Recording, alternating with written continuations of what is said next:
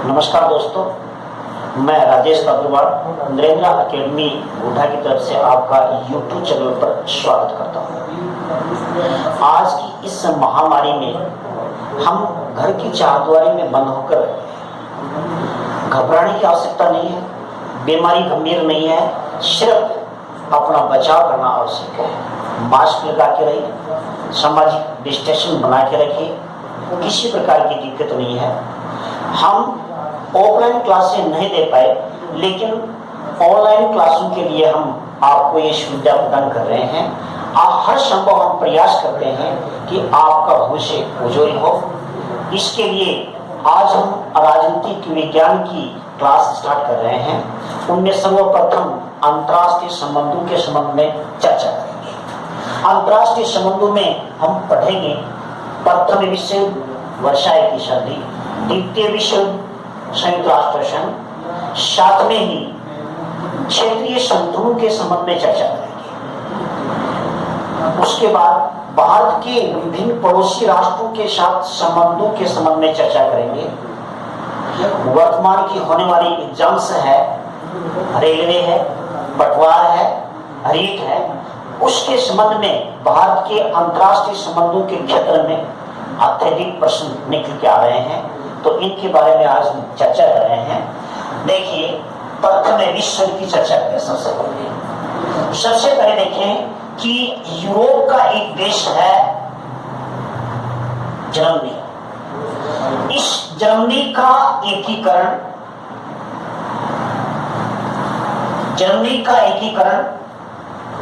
1871 में, इस एकीकरण का नेतृत्व है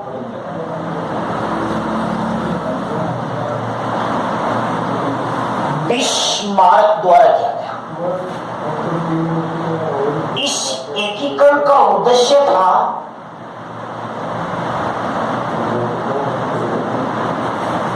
साम्राज्य विस्तार करना, क्योंकि इससे पहले इंग्लैंड, फ्रांस और रूस अपनी शक्तियों का विश्व के अन्य क्षेत्रों में विस्तार कर रहे थे। अब इस उद्देश्य से जर्मनी ने अपना एकीकरण किया और अपनी शक्ति बढ़ाना प्रारंभ कर दिया। उन्होंने एक गुट बनाया जिसका नाम था केंद्रीय शक्तियां। और केंद्रीय शक्तियों के गुट में थे जर्मनी, इटली, हंगरी एवं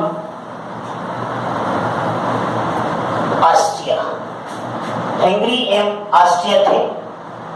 इस गुटों की शक्ति को बढ़ते हुए देख करके एक शक्तियों द्वारा दूसरा गुट बनाया गया, उसका नाम था मित्र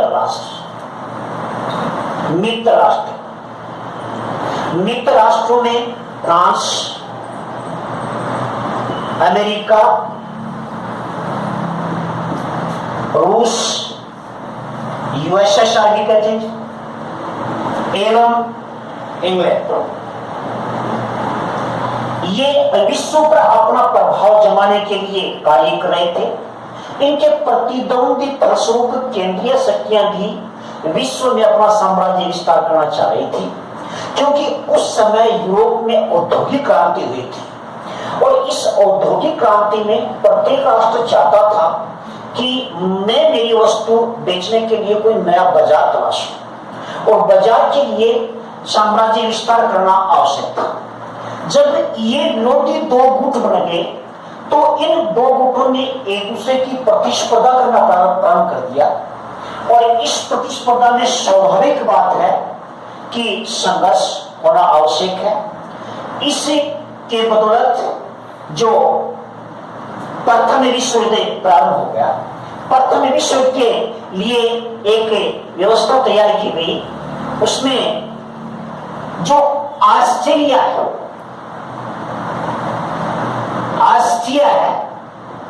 ऑस्ट्रिया का राजकुमार है।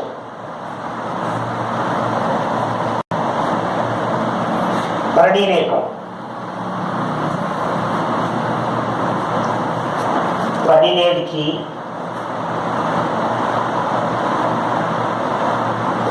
की हत्या बोस्निया की राजधानी सेराजेवो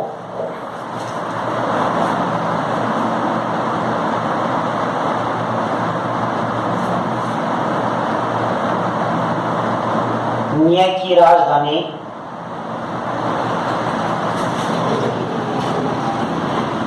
सेराजेवो में इसे हत्या के पीछे काला हाथ, हत्या के पीछे काला हाथ नामक की एक आतंकवादी संगठन है, उसका है ये काला हाथ आतंकवादी संगठन है सर्बिया का माना गया। ये काला हाथ है आतंकवादी संगठन है जो सर्बिया का माना गया। इसकी हत्या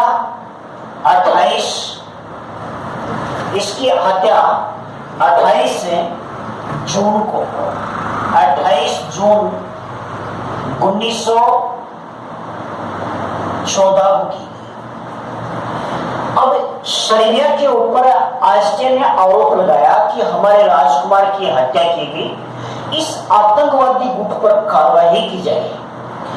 लेकिन आज की सर्बिया में किसी प्रकार की कार्रवाई न होने के कारण ऑस्ट्रिया ने क्या किया कि 28 जुलाई 1914 को आक्रमण कर दिया। सर्बिया पर आक्रमण कर दिया। आक्रमण के साथ ही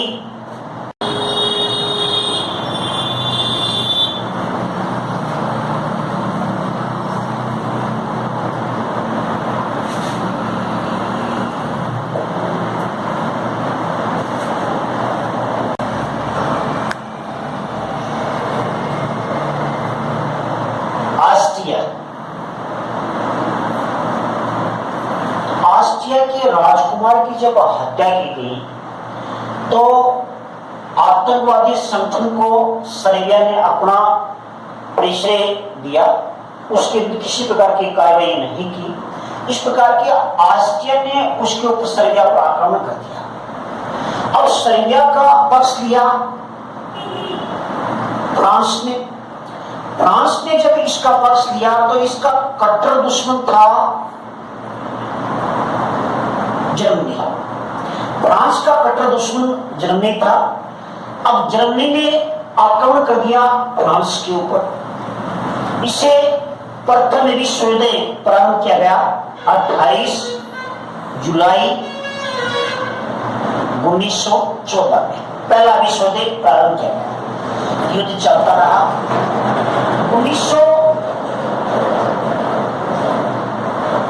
1915 में आकर के जर्मनी ने एक ब्रिटिश जहाज पर आक्रमण कर दिया। 1915 में जर्मनी द्वारा ब्रिटिश जहाज पर आक्रमण कर दिया। लुसितानिया बड़ा इंपोर्टेंट है, यानी कि प्रथम विश्व युद्ध के दौरान जर्मनी द्वारा ब्रिटेन के जहाज लुसितानिया पर आक्रमण कर दिया। इस जहाज में कुछ ही यात्री अमेरिका के थे। अब तक अमेरिका प्रथम विश्व युद्ध में तटस्थ था, किसी भी ओर से इसने भाग नहीं लिया। लेकिन अब अमेरिका के यात्रियों के मारे जाने के पश्चात 1917 में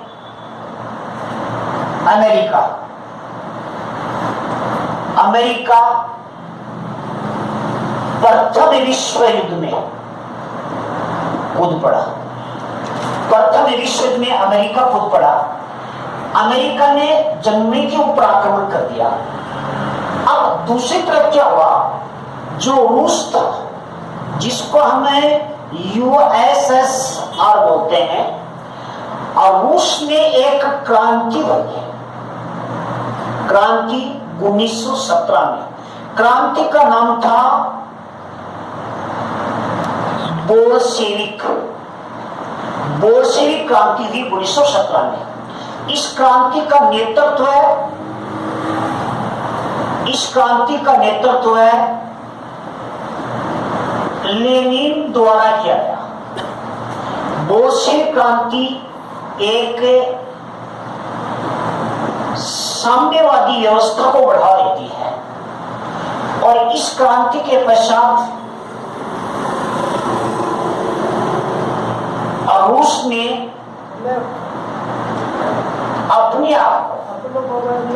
अपने आप को युद्ध से अलग कर दिया।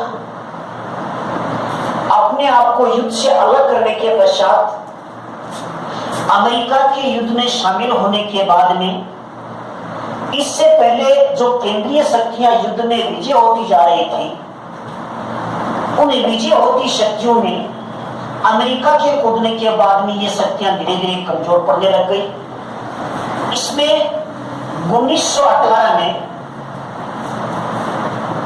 ऑस्ट्रिया एवं हंगरी ने आत्मसमर्पण किया, आत्मसमर्पण कर दिया। अंततः तुर्की भी इसमें शामिल था। अंततः 11 नवंबर 1918 को जर्मनी द्वारा आत्म समर्पण के साथ ही युद्ध की समाप्ति हो गई। आत्मसमर्पण के साथ ही युद्ध की समाप्ति हो गई। अब इसमें हमने देखा है कि युद्ध की समाप्ति के पश्चात अमेरिका के राष्ट्रपति विल्सन द्वारा 14 सूत्री कार्यक्रम के आधार पर पेरिस में एक सम्मेलन किया गया, विश्व स्तर का एक सम्मेलन किया गया।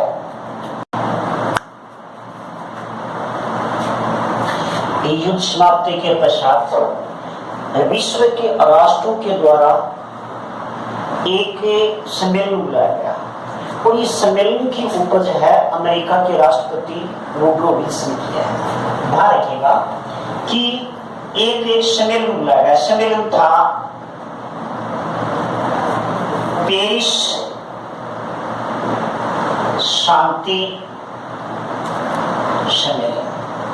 ये विश्व में शांति स्थापित करने के लिए, दूसरी ओर विश्व में ऐसा कोई संगठन बनाने के लिए जो विश्व में आगे के युद्धों को रोक पाए, इसके लिए ये उपज है अमेरिकी राष्ट्रपति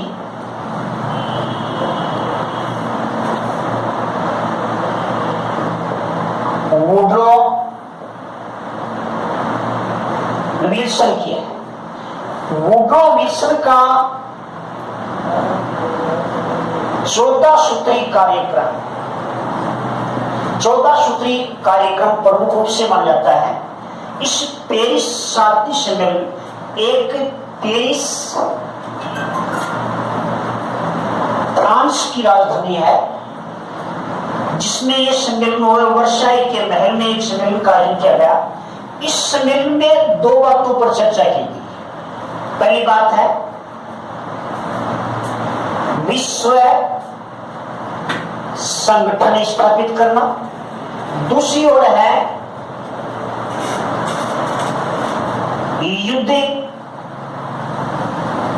युद्ध को रोकने के लिए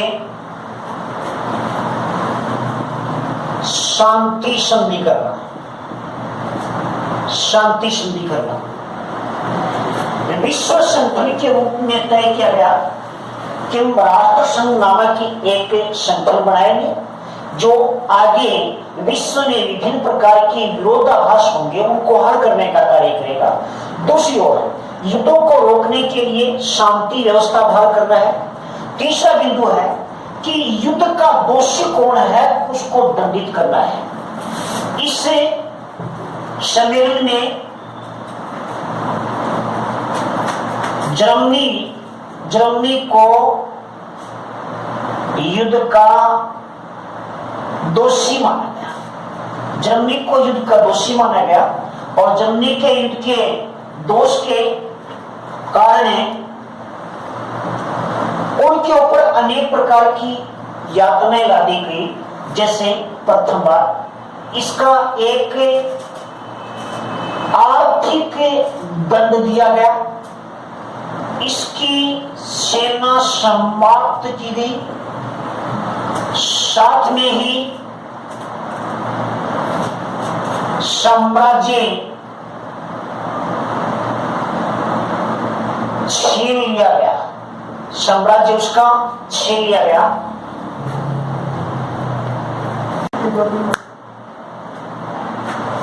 तीनों स्तरों पर जर्मनी पर ये स्थिति करने के बाद में एक सोची समझी एक चाल थी जिसमें मित्र राष्ट्रों ने जर्मनी को पंगु बना डाला था। आर्थिक दृष्टि से उसको पंगु बना दिया गया। तो ऐसी प्रतिफल की भावना के कारण जिस नए शांति संगठन का उदय हुआ वो विरोधों से भरा हुआ था। उन विरोधों से भरा होने के कारण एक विश्व संगठन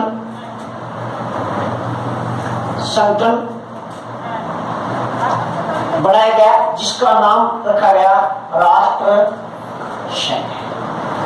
ध्यान रखिएगा, इस शांति सम्मेलन के भाग लेने वाले जो राष्ट्र है, भाग लेने वाले राष्ट्र हैं, उनकी संख्या 32 थी। 32 राष्ट्रों की संख्या थी और इसमें जो धाराएं हैं उन धाराएं 440